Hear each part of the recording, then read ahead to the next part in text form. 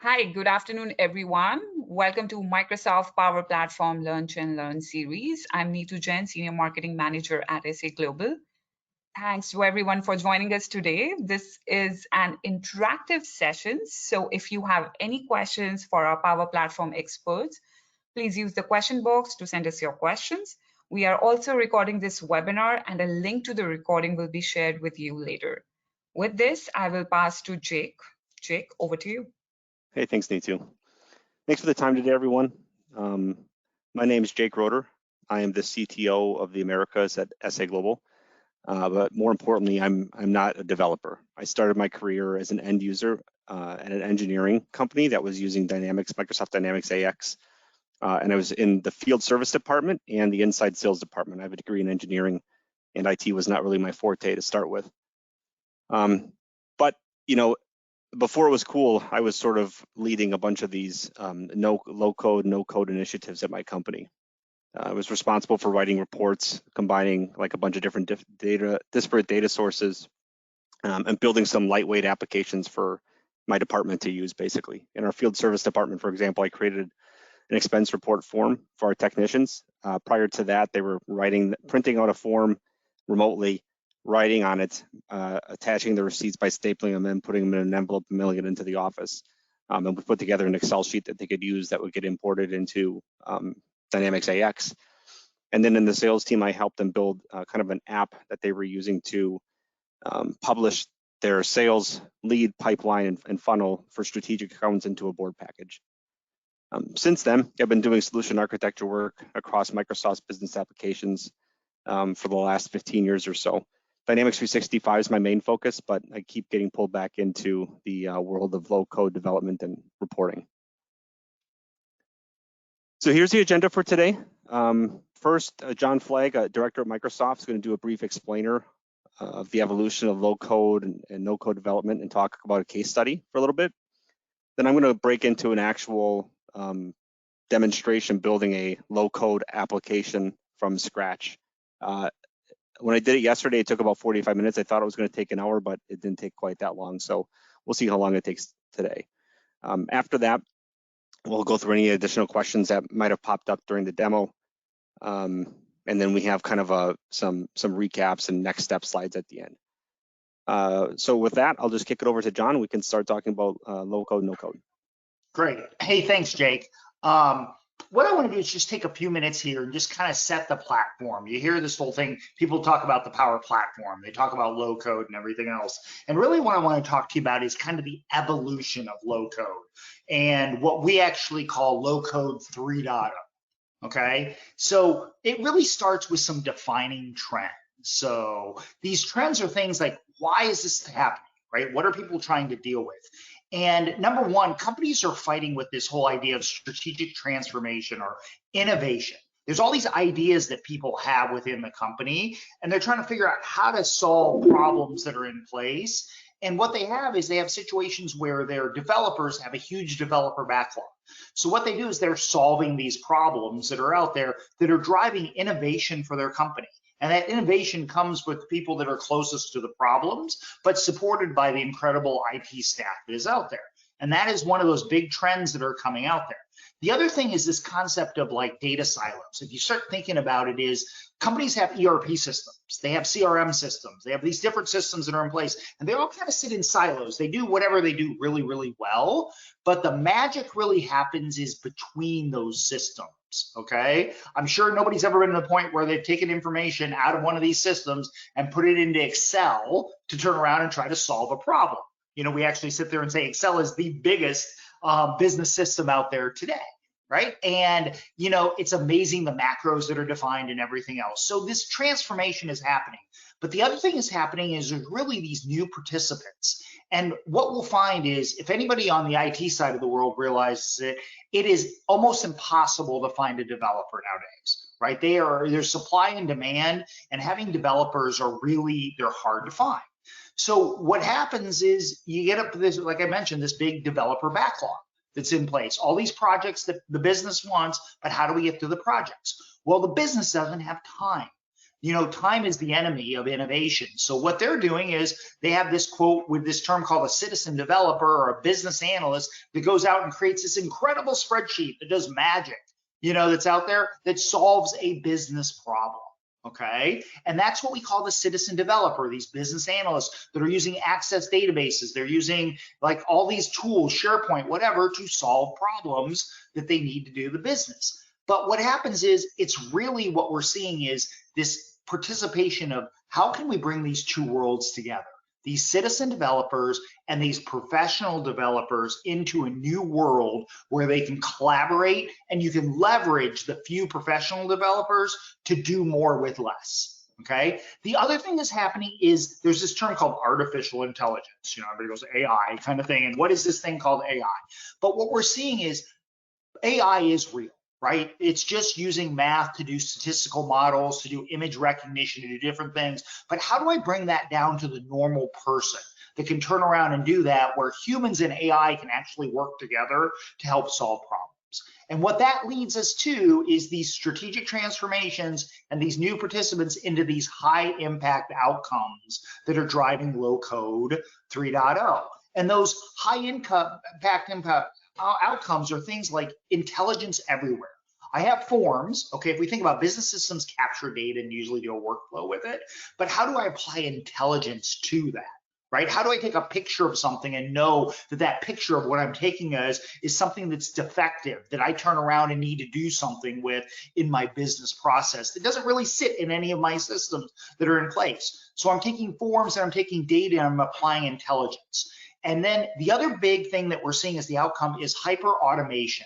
So this idea of, some people call it robotic process automation, but the idea of how can we make a workflow happen for us? Why does it always have to be a human that runs over and takes something from system A and puts them in system B that's in place? How do I automate those processes? And people are trying to do that because that's the key driver in being able to do more with less.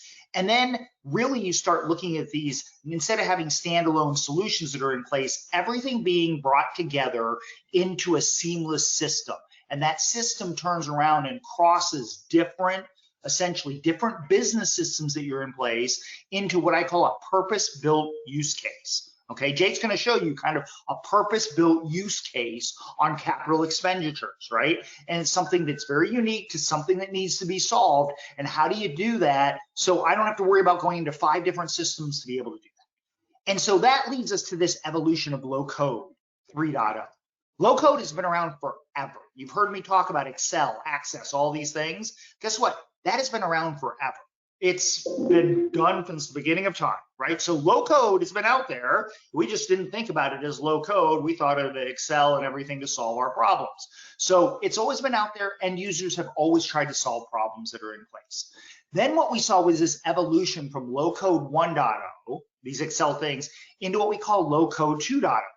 And that was where point solutions came into the market. These point solutions were things that might do a workflow, that might turn around and do things like maybe build a little app that's called low code. But it was kind of point solutions. And what we saw is all these point solutions came out there, and you started having lots of different point solutions, and they really didn't work seamlessly together. And the reason that's important is there's really pillars that need to be done. And that's what we call low code 3.0. And you're going to get a taste of that today, where Jake's going to take you through one component of that, which is Power Apps and actually Forms and actually a little bit of Power Automate. But you start looking at it, and low code 3.0 is bringing all of these worlds together. I might need an application. I need to automate a workflow. I need to have intelligence out of that information with insights that are in place. I might need to be able to create a headless application where I'm turning around and just talking to a chatbot that is solving my problems that are in place. And all that's built on essentially trust and governance. Okay, what we call the center of excellence. So in this 3-part series, Jake's going to take you through what an app is, but then we're going to, by the time we get to the 3rd part of the series, talking to you about the importance of governance. Because the big fear, if I've got anybody out there from the IT world, they're like, oh my God, this is going to get out of control. They're going to think about, I'm going to show my age here. They're going to think about Lotus Notes. And they're going to go, oh my God, I can't have that scenario again. But the cloud changes that game. and gives you the ability to have that visibility and control and be able to bring these professional developers and citizen developers together to create these connected systems at scale. And that's really the evolution of what we call low code 3.0. You need all of these components, even a data structure called Dataverse, to be able to bring all of these things together. And that's what we've done at Microsoft. And we appreciate you being here to share that with you. So I'm going to show you a quick little example. Then we're going to get into actually building an app. Jake's going to actually help you build an app and show you what it's like to build an app. But here's one of our customers, Western Cat. And this really shows kind of how these worlds to come together. They had a business problem, and their business problem was, how do I deal with returns in my business that's in place? And so a customer may walk in and the customer says, yeah, here's my card, okay? I don't have my customer number, here's my card. I can scan my card using AI and image recognition to put that in and actually store that information and feed that right into what is an app that you're gonna see today, a Power App, right? That app was dealing with a unique use case around returns, okay? When I return a Caterpillar, when I bring something back from Caterpillar, it's not like I'm bringing a widget. This is a big, unique process, and they had to manage that process. And what they did was they used the Power Platform, but they actually utilized connectors, so things the professional developers would do to be able to connect back to systems and databases they had in place to make that a seamless process to the end user who's just doing a return, even though it's updating multiple systems in the back end. Then what they're able to do is get insights off of that with Power BI. And that Power BI is sitting on top of a SQL database that is pulling information from, in this case, Dynamics AX, or it could be whatever business systems it's in there, because Jake's going to talk about the multiple connectors that we have in place. But what you'll see here is they're able to build applications quickly that are purpose-built applications. And what they're able to do is the professional developers and the business analysts can work together to solve problems. So with that, that's just a little bit overview of the evolution of kind of low code 3.0 and where we're going. But now we're gonna get into the fun stuff, and Jake's gonna actually show you how you build an app. So Jake, I'll turn it back over to you, and thank you for the time. Yeah, thanks, John. I think fun stuff is probably an exaggeration, but I appreciate the confidence. All right, so before we get into the real fun stuff, there's just a couple more slides here about some of the things that we've heard in industry. You can see some of the Forbes and these various other third parties have done some surveys over the years. Oops, sorry about that. Forbes and Forrester and so on. Kind of mirroring exactly what John was talking about as far as the evolution of business applications. But I think one of the questions you might still be asking yourself is why? Why do I care about this necessarily? And what we see is there is really, John mentioned it, but there's a shortage of IT staff sort of everywhere. And what we find that businesses can spend their IT staff's time on is really supporting, business critical infrastructure and applications, which may lead to less time available to support sort of tailored or bespoke solutions that could improve, a single or multiple line of businesses and maybe change the processes or something like that. There just isn't a lot of time to get through those backloads of process improvements like there may have been in the past. So enabling, someone more like myself to build some of these applications, I think, is something that can really provide a lot of value for an organization. And the other thing that we find is that, surprisingly, even though it's 2022 and I'm typing to this Chat GPT bot or whatever, and it's answering all these questions for me, a lot of businesses are still using paper processes, right? And some of you on the call might be in the middle of like I said, just a couple of years ago, we were using printed out expense reports for field service operators and stuff.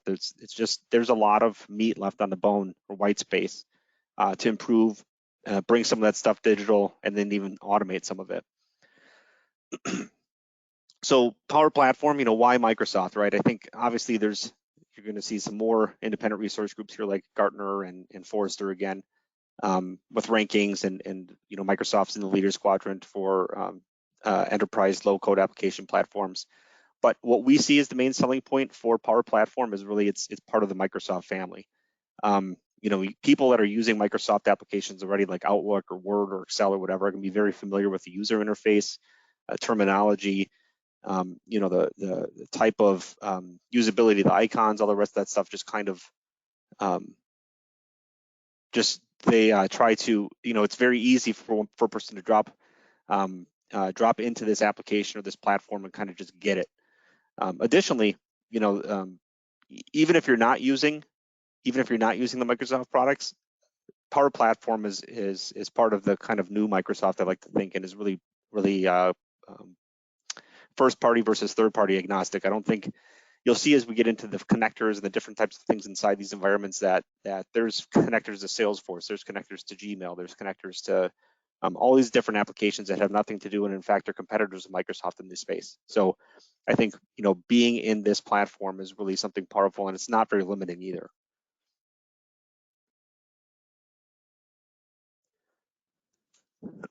So Power Platform is obviously incredibly powerful, and the licensing is quite clear and easy to understand once you get into it a bit. What we're going to go through today, though, is we're going to build a line of business specific application that you could really build with just typical licensing that's included with Microsoft 365. So a business premium license or an E3 license or E5 license or something will have sort of the products that we're going to be showing today. So it doesn't require any additional Power Platform licensing. As John mentioned before, this is part of a 3-part series. Today is going to be kind of what can I build start to finish and not need any additional licensing. The next one's going to be if I use Power Platform licensing, what are the premium features and the other applications and things I can use? And then we'll talk about governance and stuff at the end of the third session. So as John also mentioned, the idea here for the example is we're going to be building a capital expenditure request form. So it's pretty straightforward. It's not rocket science, obviously, what we're going to be doing here, but I think it really does showcase the ease of starting from scratch and building kind of a full beginning to end process with reporting on top of it that can help us bring some of these maybe more manual or analog processes into kind of a modern age here. So what we're going to be using is Microsoft Forms. We're going to first create a form that allows the user to enter in a capital expenditure request. That's going to then go in through Power Automate, which we'll get to in a minute. That takes that form and is going to save the response to an Excel sheet that's saved in OneDrive. And then we're going to use Power BI and build a Power BI report on top of that Excel sheet that's saved out in OneDrive. So back to the, I showed this slide previously with all the different platform products. What we're going to be using and focusing on in this particular demonstration is Power BI, Power Automate, which is used for process automation, and then I'm going to showcase some of the connectors that Power Automate and Power Apps and stuff have available to them. Okay, now for the really, really fun stuff. Let me just get to my instructions I've created for myself here. So we're going to do a demo, and I'm going to be building all of these things sort of independently and from scratch. So some of it might be kind of boring because I'll just be typing away. Bear with me here while I get my stuff set up.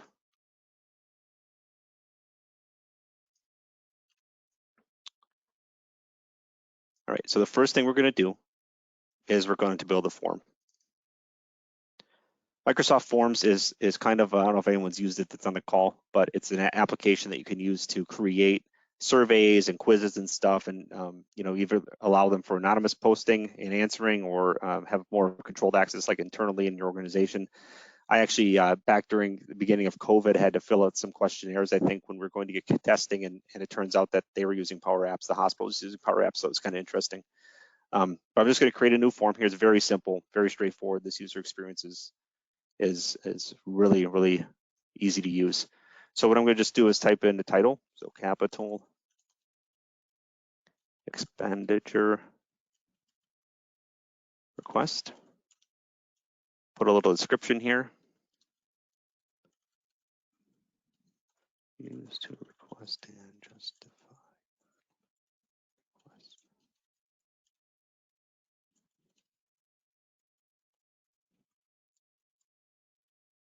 Backlog invalidated.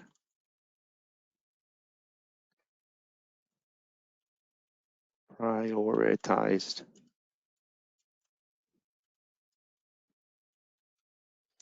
Okay, so now that we've got our little title and our subtitle here, what we can do is we can go through and add in our requests. And actually, since I've done this, you can see that it's going to suggest all these for me. I'm going to not cheat though, and have them add them in for me. I'll just do it manually here. So what we're going to do is we're just going to pick some some different fields, right? In the capital expenditure request, you might have a form that you have already. We're just going to make one up. So this is going to be date of the request. We're going to make required. We want to track in the person's name.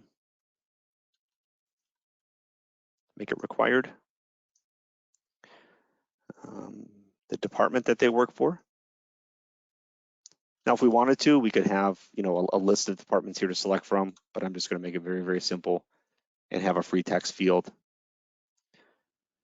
I'm going to put in a priority. This one will make a choice.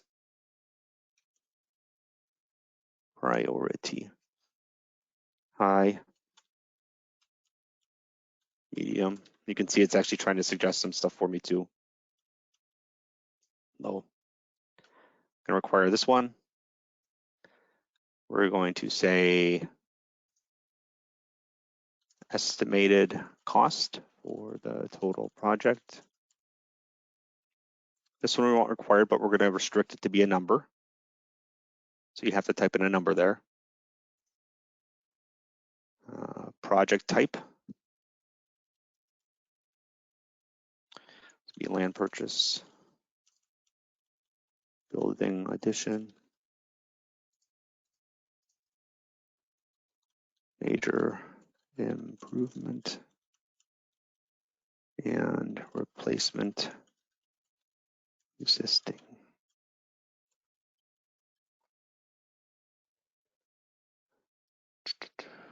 We're going to also do, so depending on if you answer this question here, yes or no, or choose replacement of existing asset, we're going to have another question here. It says, why does this existing asset need replacement? We're going to say end of life or damage. And let's see. Have you received quotes from vendors? Let's make that a choice. Have you received quotes? In fact, I made that exact same mistake yesterday. So do add all, get rid of maybe. And then I'm going to do one more text here of who should the approval be routed to. Now, this one, we're going to make it just a free text field here that a user is going to type in their email address. And I'll put that actually up here in the prompt. In reality, if you want to be a bit more complex using Azure Active Directory, you can look at the person who's logged in here, find their manager and have it sent to them. You could also maybe have a list in Dataverse that has a department manager or department or manager. You could have Power Automate go into Dynamics 365 and pull out based on the department who manages it. So there's a lot of different options as far as automation is concerned. We're going to do this about as simple as humanly possible. So this is just going to be someone typing in their email address for routing, but it should work for us now. So I'm just going to preview it and see what this looks like.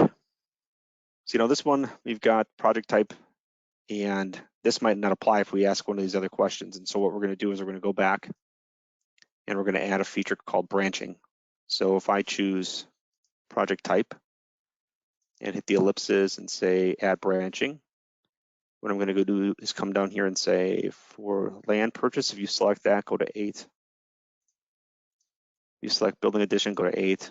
You select major improvement, go to 8. And if you select replacement of existing asset, go to the next one. So what should happen here is if you choose any of these, this question will light up next. And if you choose this one, this question will light up next. And so hit back. Let's preview it again.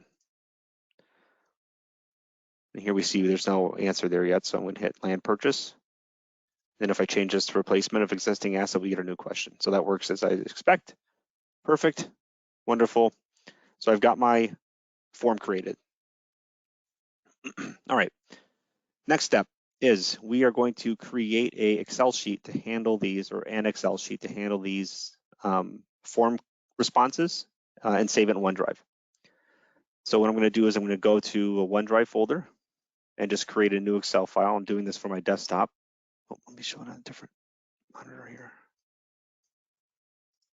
I'll just right click, New Excel worksheet. We'll call it capital expenditure request list. And we'll save it. And again, this is in OneDrive, so this is going to sync to OneDrive. I could do it from the web too if I wanted to, I guess. And I'm also going to open this up and I'm going to create a table for myself to save these records into.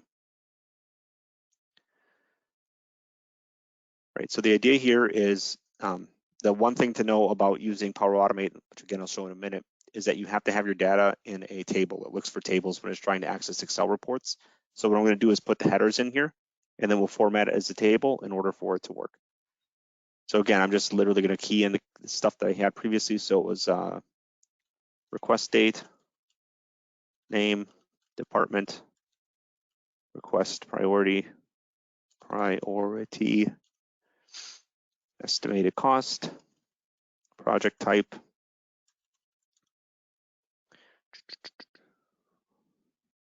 why does the asset need replacement? Have you received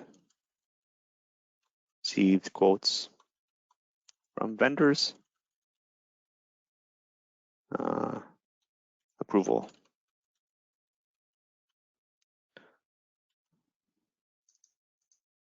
Okay, it looks good. And like I said, we're going to select this, format as a table. My table has headers. That's it, right? So all we're doing here is we're just we're creating a template, a form to fill out for Power Automate. So the saves automatically because it's in OneDrive. I'm going to close this guy. And then the next thing I'm going to do is go into Power Automate. So Power Automate is another web app that's in the Power Platform. And we can access it simply by typing in flow.microsoft.com. And I'm already logged in on this browser, but this will also authenticate using Azure Active Directory, just like Office 365 does or Outlook or whatever. So it's all in the same platform, which again is another one of the benefits to keeping with the Microsoft products here.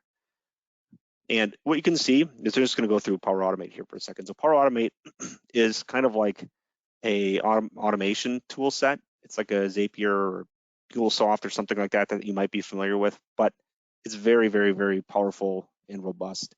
Power Automate, I think, is intended for sort of a line of business user or a citizen developer like John was talking about earlier, but it's got a ton of functionality, it's very powerful, and there's a lot of different connectors or ways to call into different applications. So this is like the automation engine, but in reality, all of the pieces that it needs to work are handled in these connectors. These connectors are various like pre-built endpoints for different APIs. So if we scroll down to some of the published Microsoft ones here, you can see like, obviously Microsoft products, SharePoint and Microsoft Forms, what we're going to use, but you're going to see non-Microsoft stuff too here, Twitter, Slack, YouTube, Gmail, Twilio, all these different things are standard applications that you can use as endpoints or triggers even inside Power Automate. And so like kind of reinforcing what I said before, because you're in the Power Platform, there's no requirement to only use Microsoft applications. If you guys save your stuff in Box or Google Drive and you want to use that as a trigger to fire off Power Automate, so be it. Power Automate also has a way to use just an HTTP endpoint as a connector. And so you can use that as a trigger. It creates a unique URL that you can plug into any other API, and then you can use that as a way to just call into Power Automate and fire off a flow. So a ton of functionality here and just an incredible flexibility. You can create your own custom connectors too. So if you have an API, if you have some sort of public web service that you want to use, you can build a custom connector and connect Power Automate to it as well. There's a ton of templates out here. We're not going to use one of the templates because I want to build something straight from scratch, but you can just see like if you want to automate saving Gmail attachments to a Dropbox folder. I mean, that has nothing to do with any Microsoft applications, but you can use Power Automate to build an automation that does that. Or if you want to send an email, which we're going to do here, to a responder when a response is submitted in Microsoft Forms, there's a template for it. And basically, when you click on one of these templates, it's going to give you the ability to just enter in some credentials. It'll show you the apps that are being used. It asks you the credentials. And since I'm already logged in here, I can hit continue. It'll just fire up a template for me. ton of flexibility and just very, very, very easy to use. So what we're going to do is we're going to build a very simple Power Automate flow. The flow is an instance of Power Automate. We're going to create a flow that takes our form submission, puts it in Excel, and then sends out an email. So from Power Automate, I'm going to hit New Flow. You can see there's some different ways that you can trigger these. So automated is basically like if something happens, then run this flow and use the trigger. An instant cloud flow is typically something that you click on a button. There's an app that you can use, a Power Automate app that gives you the ability to sort of save buttons that you can just hit to run some sort of automation. And then you can also schedule them. So if there's something you wanted to do, like run a Power BI report every 6 hours or something like that, and then send the response in an email, you could do so using a scheduled cloud flow. We're going to use an automated cloud flow here. I'm just going to skip this and manually enter my name as I get in here. All right, so we want Microsoft Forms. It's shown here. We can just type it in otherwise too, if we can't find it in a list. In the first step, we're going to see there's kind of two different steps here. There's the trigger section of a flow, and then there's a bunch of different actions that are associated with it. So the trigger is what starts this flow. When something happens, what is that when? And then the action is what happens after that. So in our case, we're going to say when a new response is submitted, we want this flow to start. So since I'm logged in already, it's going to find my flow that I just created. Oh shoot, I've got two of them here. Let me get rid of one of them quick. Must have been from yesterday. Bear with me just for a second.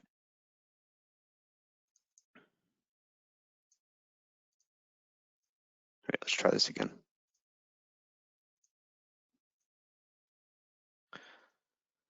There we go. Okay. So what's happening here is we're saying when a new response is submitted, trigger this flow. Great. So what this is going to return is actually just an ID of the flow instance that was, or the forms instance that was submitted. And so we need to actually get the details of that because we're going to save it to an Excel sheet. So I'm going to go to the next step. I'm going to look for forms again. And I'm going to say get response details.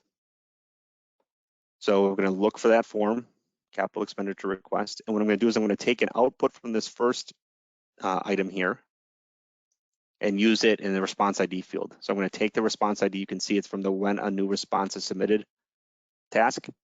Click on that and it fills it into my response ID field. So this is basically like an API, right? I'm saying this is the parameters that I'm passing into it and I'm expecting a response.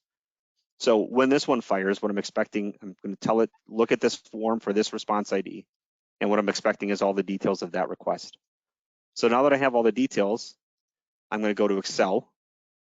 So again, it's one that's popped up here, but you could type in Excel.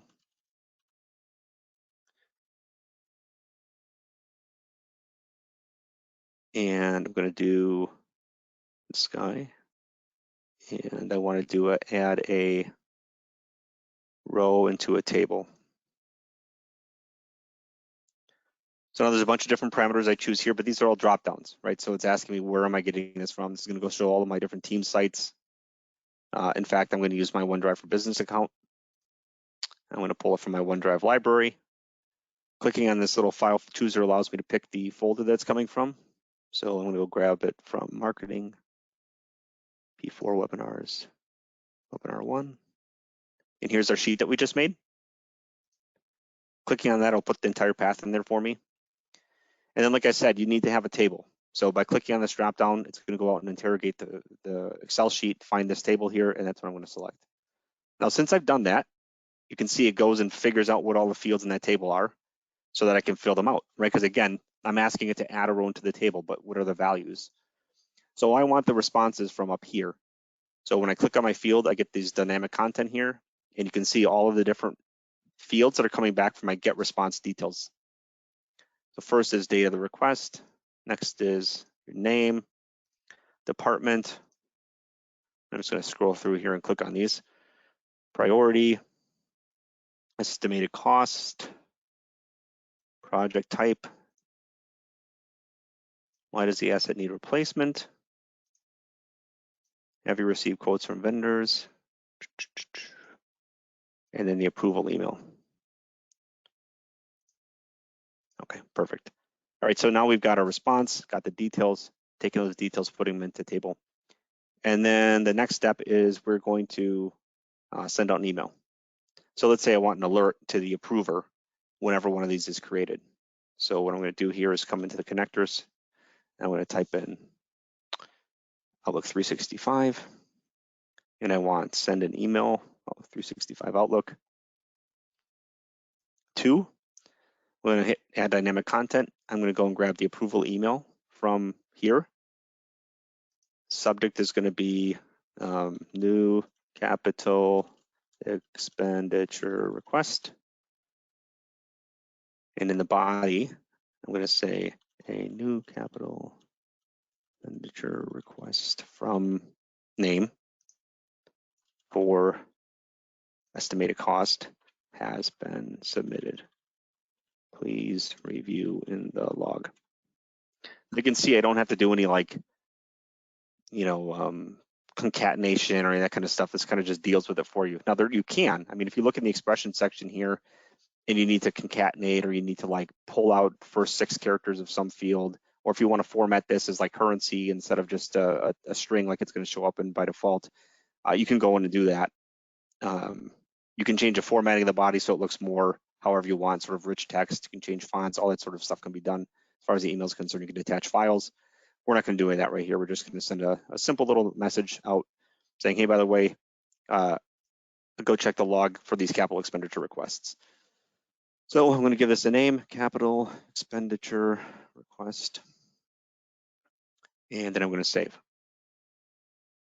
And so as this is saving, there's also, you can see a flow checker here, and this flow checker is going to give me some warnings or errors if I don't have maybe a variable here is referring to a node that I deleted or changed or renamed or something. It'll throw a warning and tell me that I have to fix it first. If there's some kind of weird syntax in one of the formats that I put in or something like that, it'll throw an error to tell me to fix it before the flow tries to run. But that's it. So we created our flow. All right, so we have our form, we have our Excel sheet, and we have our flow. So now we should be able to test it, right? So let's go to our form again, which I put over here.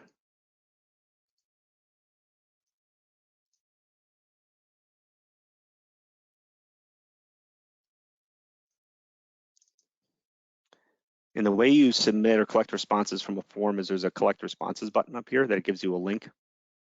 You can send it an email or you can just put it somewhere. I'm just going to copy this and I'm going to paste it. And this will give me the version of the form that I can use to submit my request. So what I'm going to do is I'm going to come in here and put a date in. Jake Roeder, Department Purchasing, Priority Low, Estimated Cost, Billing Edition. I've received quotes, and I want the email so I can show what it looks like. And then I hit submit. Okay, so our form was submitted. And now what we should be able to do is go and check our flow.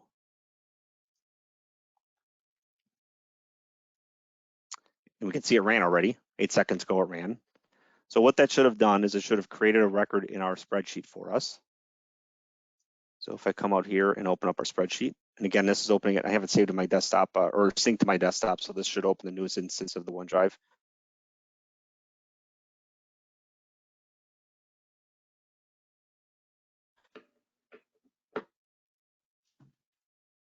Sorry, my phone problems. Just give me a second.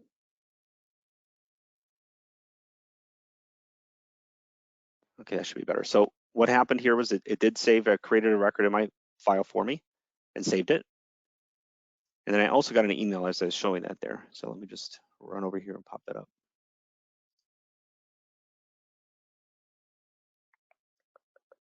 I saw the notification. And here it is.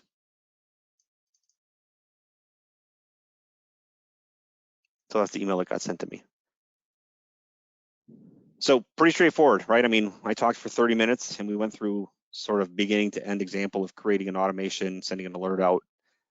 This could be changed, right? So let's say we wanted to now, instead of sending an email, or maybe in addition to sending an email, we also want to post a message to Teams. We internally use Teams a lot, and I prefer messages in there than I do to emails, to be honest. So let's come and look for Teams. and we'll say post a message in a chatter channel. And we'll post in a channel. I'm gonna go grab the team that I want. We created a form, but let's say I want to change it to a Teams chat now. So what I'm gonna do is I was changing this to a channel, and I'm going to now go and grab the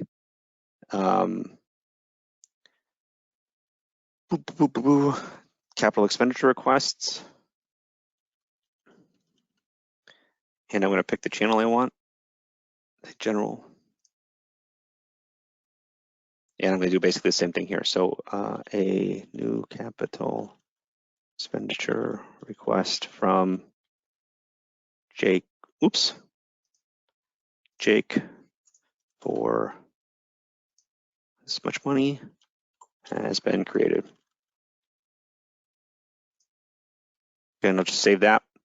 And one of the nice things about Flow is you can actually rerun one. So if I want to reprocess this again because I've now made a change, I can go up to test and say automatically, and then just say with a recently used trigger, and it will give me all the triggers that were recently run. I'm gonna hit test, and what's gonna happen is it's gonna go through its paces again and execute now with the chat message. So I'm gonna go find this team,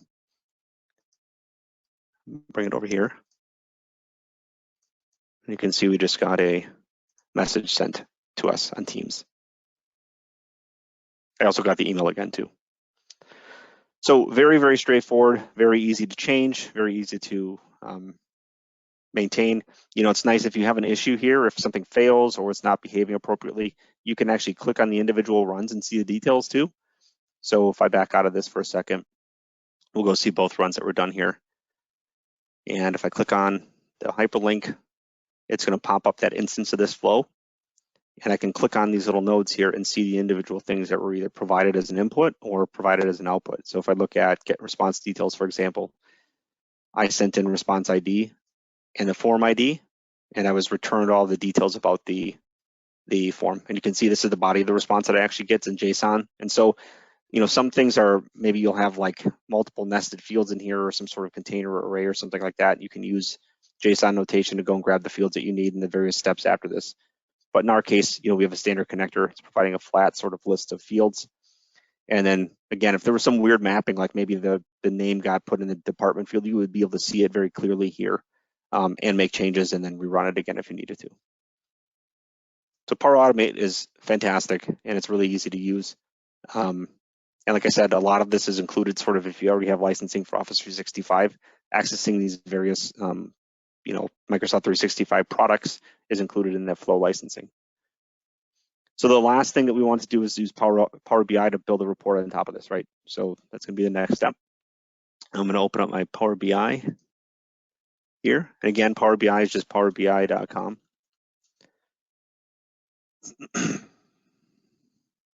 And if you're familiar with Power BI is basically an analytics tool that's used for building you know, analysis reports on top of data sets. And the data sets can be anything. It can be SQL, it can be cloud applications, it can be CSVs, you know, you name it, you can build basically a Power BI report on top of it. So what we're going to do here is just build a very simple data set on the data that we just put into that capital expenditure request form. I'm going to come in here and create another one actually too. Let's see here, before we do that, just so I can have a little bit more data. So we'll say this guy need to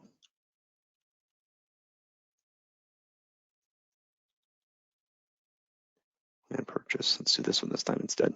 Damage.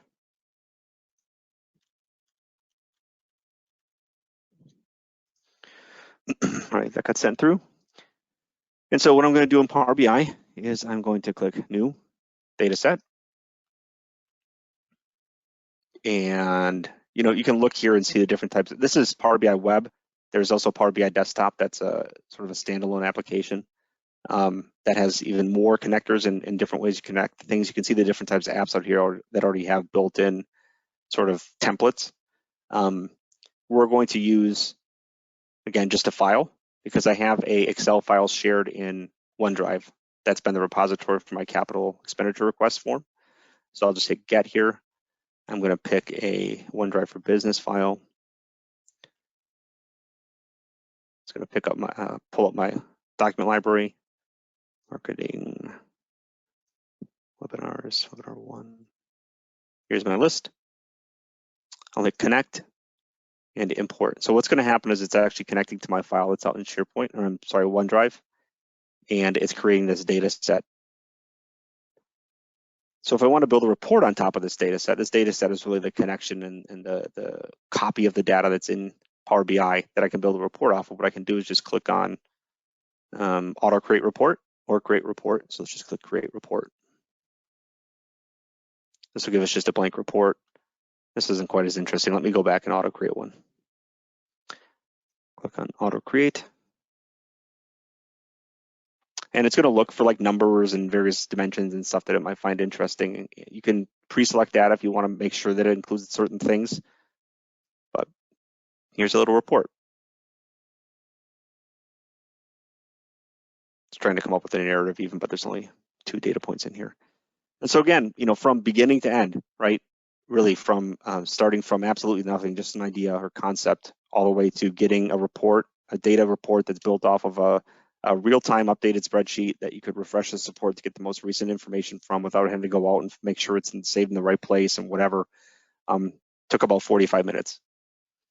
I mean, I think, that really showcases the power of the Power Platform in general, and just how easy it is to do some of this stuff, especially once you get familiar with it. I mean, you saw the different connectors and different experiences that you could have, different things that you can build applications for. I told a story yesterday about my primary job is doing Dynamics 365 for finance and operations implementations. And, these things take forever. They're 6, 9, 12-month long projects with design, analysis, requirements gathering, proof of concepts, a lot of stuff, right? It's a big, complex IT project. And what I found was that I went on site once and did some requirements gathering for some process. I don't remember what it was. And, had a couple people from the customer in the room, left, went away, did my design and documentation work for the finance and operations project, came back and had found that one of the people that was in the room had taken it upon themselves to go and build their own Power App. So they built a Canvas-based Power App connected to an on-premise SQL instance in order to enable their field service technicians to collect oil temperature samples and report on them into an internal database. And it happened within like the 3 weeks that I was gone. They didn't ask us about it. They didn't need any help. They just kind of figured it out and did it themselves.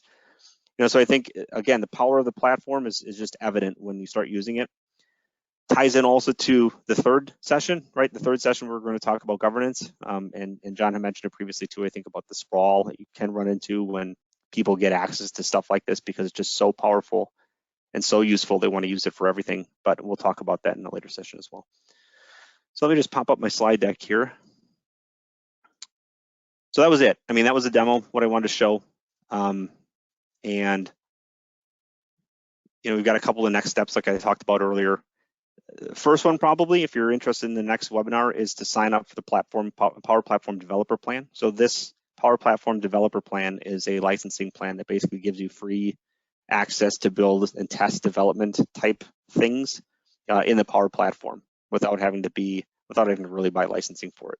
So I'd recommend going to the link here or searching for Power Platform Developer Plan on Bing or Google, and you'll find where you can sign up for it and get access to the technologies that we're going to be talking about during the next session. So in the next session, keep your eye out for an invitation. I don't think we have it scheduled yet, but the idea is going to be building a true Power App that uses Power Apps for the front end, and possibly something like AI Builder or Power Virtual Agent to interact with this application instead of just manually creating something in Forms. So if you have any feedback, we certainly appreciate it, because, like I said, I'm still sort of fine-tuning what that demonstration is going to be like, but I appreciate any kind of information can be back. So Neetu, I know we had a bit of a hiccup, but were there any questions that you saw coming through in the chat at all, either before or after we kicked everyone off? No questions so far, but okay. but we still have time for Q&A. If you guys do. have any questions, please send it across, put them in the question box. One of the things that popped up yesterday, and I'll just answer this question again because I find it particularly interesting, was someone had asked if you can connect this to SQL. And the answer to that question is yes. And I think it kind of depends on the flavor of SQL with how you would do that. So Microsoft has two different kinds of SQL concepts. Let's say there's the on-premise SQL database where you have a SQL engine, SQL server sort of running on an on-premise machine somewhere or virtual machine that you have. And it's got its own database and it's got all the files stored locally. It's inside your network. Probably doesn't have direct access to the cloud or to external applications. And then there's also Azure SQL. And Azure SQL is a product from Microsoft that can be deployed sort of in the cloud. It's a native cloud database. You can connect to it through Management Studio, but it's the same kind of concept, databases and files and whatever, but they're all stored out in a separate service. So they're if you open up the firewall appropriately, you can access them via Management Studio or other applications or whatever. Power BI can natively, or Power BI, Power Automate, Power Apps can natively connect to Azure SQL, basically put in connection string and the secrets, and you can connect directly to it. Power BI and Power Automate for on-premise SQL can also connect, but it has to use another tool called the on-premises data gateway. And what that is, it's like a Windows service that gets installed on a server somewhere in your network and sort of provides that bridge to the cloud applications to your on-premise stuff. And so you can build your, you can refer to like file paths and for maybe a file-based integration. You can refer to on-premise databases for Power BI reports. And so there's quite a bit of flexibility there. You don't have to bring everything up into the cloud. You can still report and stuff on premise. So again, that was a question that came up yesterday, but I thought it was particularly relevant. Jake, we have one more question. So the question is, once a flow has been started and in process, can you make changes to the form? Can you make changes to the form? So yes. All right. So if you were to make a change to this form, like let's say we wanted to add another field to it or something like that. I'll show you what that looks like. So let's come in here and we'll add a new field right in the middle. Let's say and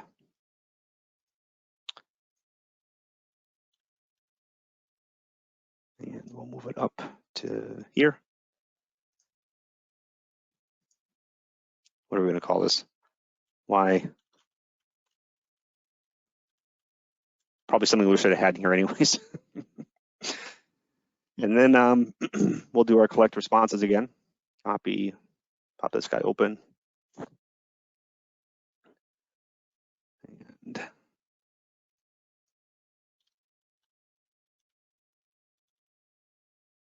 low.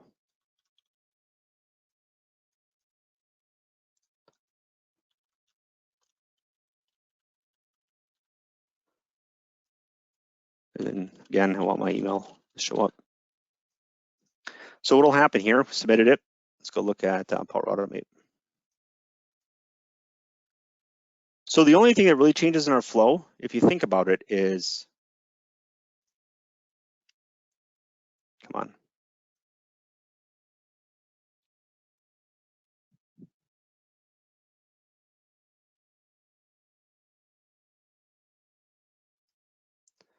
This piece is the same, right? Because I'm going to be getting a response, and when a response is requested, I'm going to submit it. This piece is the same. I don't have to change anything here, but what I'm going to get returned is different. I'm going to get an extra field in here, right? And so what happens is that field, unless I put it in here, isn't going to be mapped to anything. So I didn't update my Excel spreadsheet, and therefore I can't come in here and use it in my Power BI report. Now, I could, in theory, since it's going to be still in this get response details, I could come in here and add it to my email because it's not coming out of my spreadsheet technically. I could come and find that thing here that says, why do you want this request? The reason for this, I can't type. Reason for this request is, what this request? and then hit save.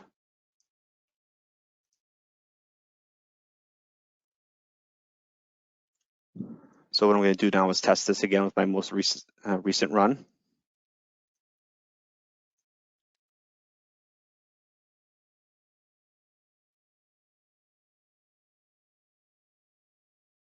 And we can see actually the response here, right? So there's going to be a response in here for the reason. And it's not going to be mapped to anything in the spreadsheet because I don't have a field there for it. And let's see here. I should have gotten an email. Let me check. Yep. Whoops.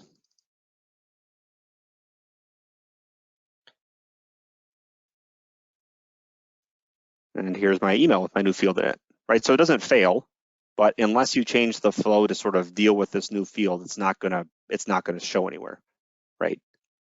Now, if you removed a field that existed, you might have a different issue. If you were to go and remove a field,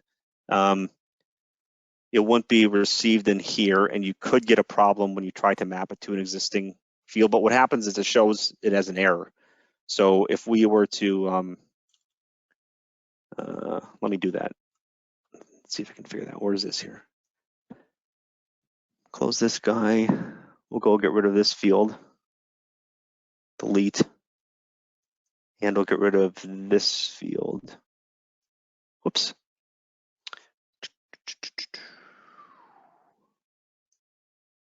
Rid of him. And we'll get rid of this one. All right, so we got rid of two fields. One was our new one, and the other one was our one that was already mapped to the Excel spreadsheet. So get a new link, come run this again, see what happens.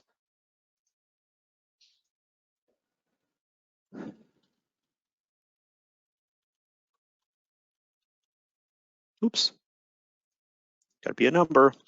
Glad we put that on there. Building addition and a life. It screwed up my flow because I didn't change my branching, but and then I hit that and hit submit. So submit's just fine. Let's go watch flow again. Hopefully it has an error so I can show you what that looks like. It's still running.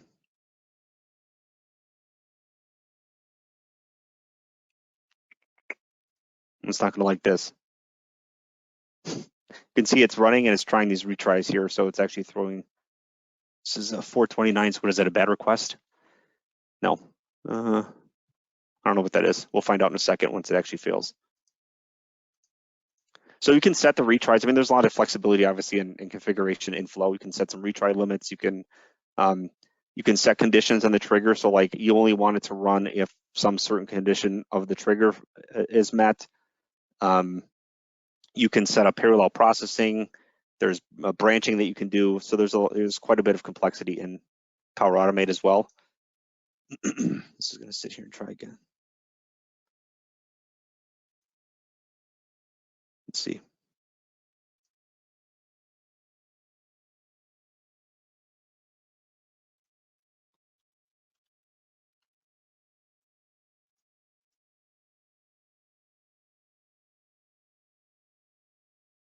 It's fail already. I don't think it's going to make it because we're trying to pass in something here. Actually, this might work just fine. Let's see. Yeah, it did actually. So it did work okay once it completed. I don't know what all these 429s were. Let's see here. So we'll look at our spreadsheet.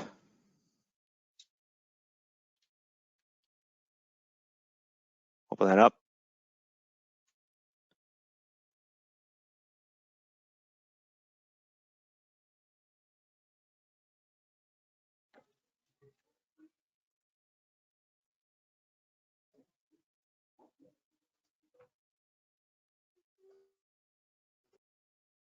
A new record that created. So it came in with a blank value here, but it did get in successfully.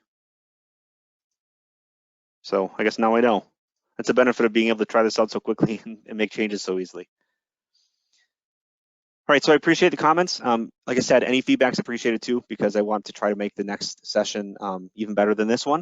I appreciate all the time that you've sat here with us and worked through the technical issues, and I hope to see you at our next webinar. Awesome. Thank you so much, Jake, and thank you everyone for joining us for this session. Enjoy your rest of the day. Thank you.